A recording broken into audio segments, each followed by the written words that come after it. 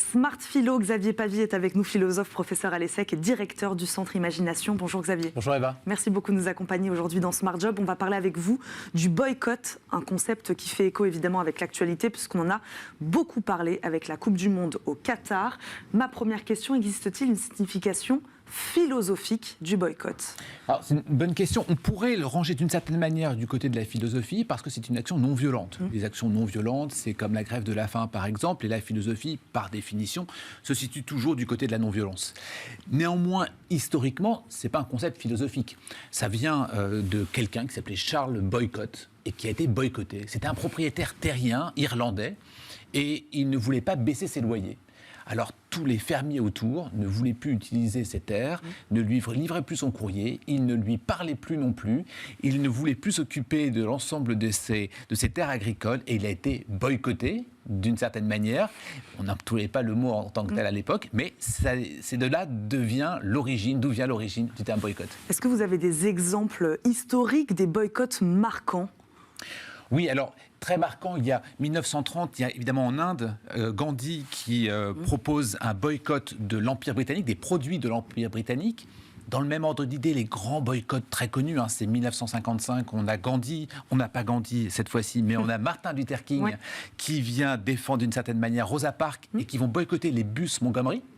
Et puis on a plus récemment, donc au début du 21e siècle, aux États-Unis, ça a été connu, on a le boycott par les États-Unis encore une fois, cette fois-ci du vin en 2003, puis nous avons eu le foie gras et le roquefort. Et donc ça, ce sont des éléments un peu historiques marquants pour, je dirais, les droits de l'homme, et puis des boycotts aussi de marques ou d'entreprises avec du fromage ou du vin. Des French fries aussi, je crois, qui avaient été boycottés.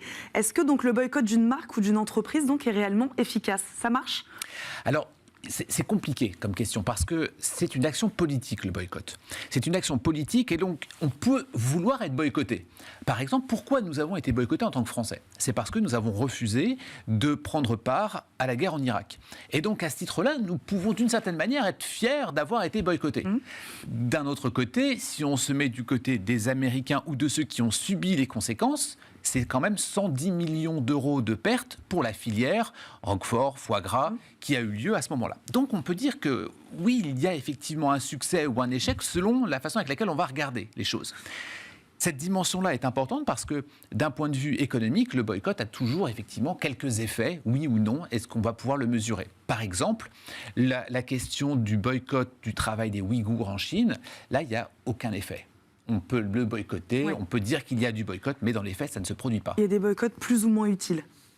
Oui, il y a une question d'utilité, il y a une question d'efficacité et de succès. Alors, qu'est-ce qui va définir le succès d'un boycott?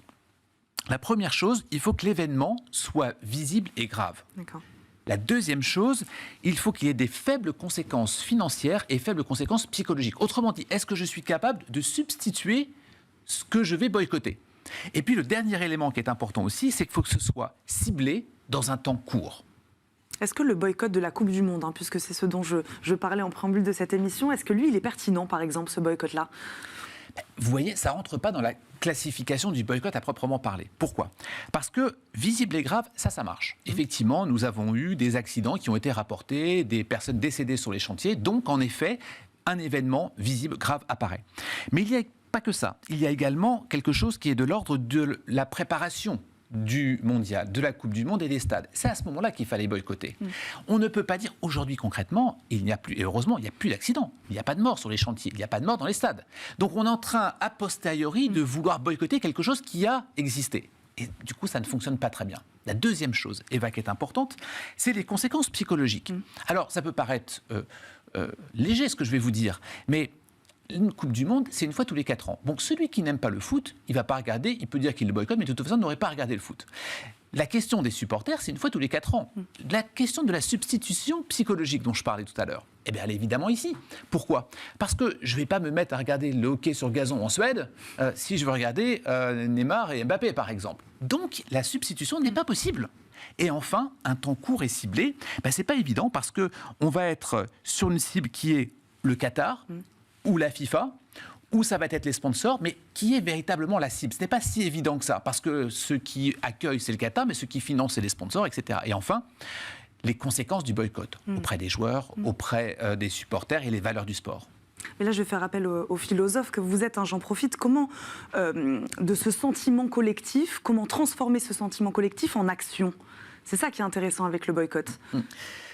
Cette démarche de sentiment collectif que l'on peut avoir en disant on est contre quelque chose, ça se prépare. Et on ne peut pas considérer qu'il y a effectivement un événement grave, un événement a posteriori que tout le monde découvre que maintenant.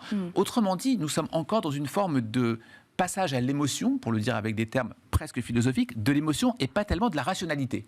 Et c'est cette dimension-là qui est importante. Qu'est-ce qui est rationnel? Qui est rationnel, c'est d'avoir boycotté la Coupe du Monde au moment où c'était en train d'être préparé. C'était un élément rationnel. Aujourd'hui, on est dans l'émotion, parce qu'on voit la façon avec laquelle les stades vont émerger, la façon avec laquelle le public va prendre part. On est sur de l'émotion.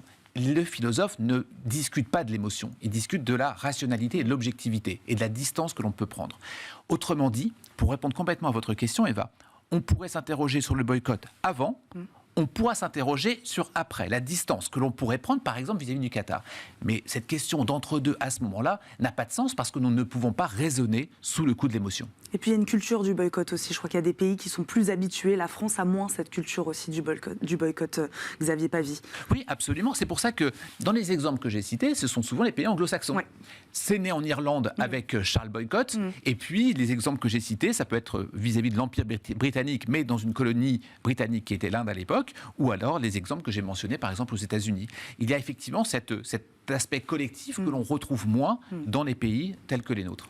Merci beaucoup Xavier Pavie de nous avoir tout dit sur le boycott aujourd'hui dans Smart Job. Je rappelle, vous êtes donc philosophe, professeur à l'ESSEC et évidemment directeur du centre Imagination. Merci beaucoup d'avoir été avec nous. On marque une courte pause et on se retrouve tout de suite pour le grand entretien. On reçoit aujourd'hui l'ancienne ministre de l'Éducation nationale, Najat Vallaud-Belkacem. À tout de suite.